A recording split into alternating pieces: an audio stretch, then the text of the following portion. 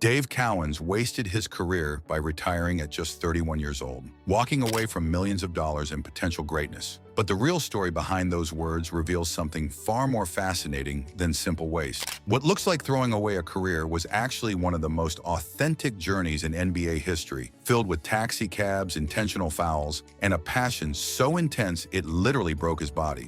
Most people know Dave Cowens as the scrappy Celtics center who won 2 championships in the 1970s. But few understand the incredible price he paid for playing basketball the only way he knew how. At 6 feet 9 inches, Cowens was undersized for his position in an era dominated by giants like Wilt Chamberlain and Kareem Abdul-Jabbar. While other centers relied on height and reach, Cowens compensated with something much rarer: absolutely relentless intensity. From his very first NBA game, Cowens played with what he called reckless abandon. He dove for every loose ball, battled fiercely under the boards, and never stopped moving. This wasn't just a playing style, it was who he was. Cowens once said it was the only way he had ever played basketball and the only way he liked to play. His teammates and fans loved this blue-collar mentality, but it came with serious consequences that would define his entire career. The most immediate result of his all-out effort was an incredible number of fouls. In his rookie season of 1970-71, Cowens led the entire NBA in personal fouls with 350 in just 81 games. He fouled out of 15 games that year, the second highest mark in the league. Even in his second season,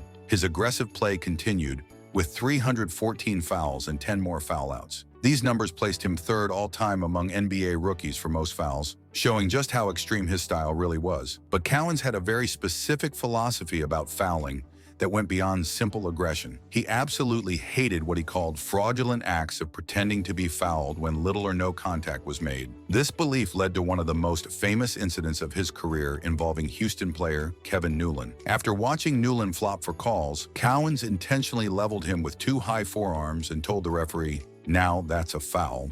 When criticized for this action, Cowens defended himself in a letter to the Boston Globe, explaining his belief in an unwritten code of conduct and calling himself somewhat old-fashioned in his approach to the game's integrity. Despite the constant foul trouble, Cowens was incredibly productive from day one. His rookie statistics of 17 points, 15 rebounds, and 2.8 assists per game earned him Rookie of the Year honors. His teammates and coaches understood that the fouls were simply part of getting the best version of Dave Cowens. They accepted that he would play his aggressive way no matter what, whether he fouled out in 3 minutes or played the entire game. The benefits of his impact consistently outweighed the costs of his fouling. This intensity paid off in championships and individual honors. Cowens won the NBA Most Valuable Player Award in 1973 and helped lead the Celtics to NBA titles in 1974 and 1976. He was selected to 8 All-Star games and earned multiple All-NBA and All-Defensive Team selections. But perhaps more importantly, he fundamentally changed perceptions of what a center could be. His success as an undersized yet dominant big man, relying on versatility and skill rather than just size, foreshadowed the modern game's emphasis on multifaceted centers. Then came the most unusual chapter of his career. Just 8 games into the 1976-77 season, on November 10, 1976, Cowens shocked the basketball world by taking a leave of absence from the Boston Celtics. He cited a profound loss of enthusiasm for the game, stating that the fire wasn't there and he didn't have the same intensity. Part of his frustration came from the team's decision to trade Paul Silas, a power forward Cowens had come to rely on for gritty board work. What happened during his leave became the stuff of legend. Cowens returned home to Kentucky to sell Scotch pine trees on his family farm, but more famously, he drove a taxi cab in Boston. He undertook this job on a lark, seeking a spontaneous experience and attempting to hide his identity with a baseball cap. He reportedly enjoyed the anonymity, even getting upset when one passenger thought he was Bill Walton instead. In a display of his playful competitive spirit, he even admitted to taking a Knicks fan the long way during a fare. This wasn't just an eccentric act, but a profound expression of his need for authenticity. His statements about losing enthusiasm and the fire not being present pointed to deeper mental burnout beyond just physical fatigue. His choice to seek simple, unadulterated experiences away from the intense scrutiny of being an NBA superstar showed an intuitive recognition of the need for mental well-being long before such discussions became common in professional athletics. Cowens returned to the Celtics after 63 days when team president Red Auerbach persuaded him back as the team's record had dropped to a concerning 15-14. However,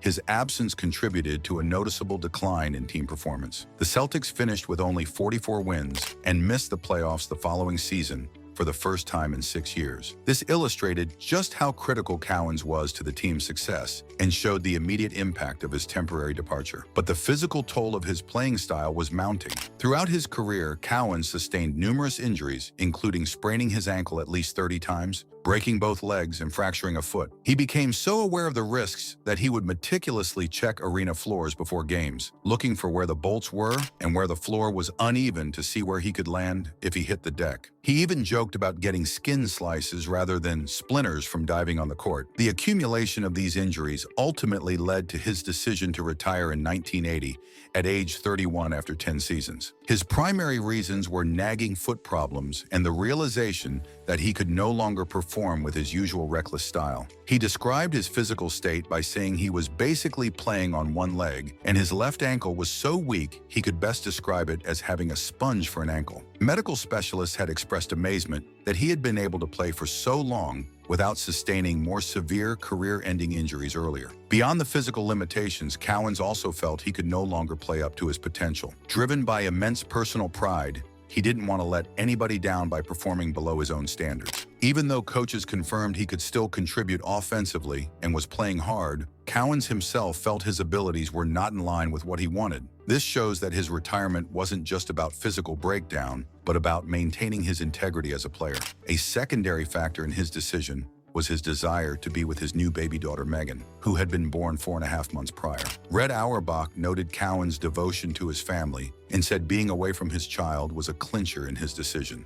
This personal consideration added another layer to his complex choice to step away from the game. Recognizing the potential for Cowens' departure, Auerbach had prepared for the transition by acquiring Robert Parrish and Kevin McHale. This foresight proved instrumental as the Celtics won another NBA championship in 1981, immediately following Cowens' retirement. This strategic move highlighted the organization's skill in managing the transition from such a pivotal player. Despite retiring early, Cowens forged a Hall of Fame career that left an indelible mark on basketball. His accolades include 2 NBA championships, the 1973 MVP award, 8 All-Star selections, the 1973 All-Star Game MVP, Rookie of the Year honors, and multiple All-NBA and All-Defensive Team selections. He was inducted into the Basketball Hall of Fame in 1991 and named to both the NBA 50th and 75th anniversary teams. The Celtics retired his number 18 jersey in 1981. His influence extended far beyond individual achievements. His spirit of hustle and determination became a defining characteristic of the successful Celtics teams of the 1970s. His unconventional personality,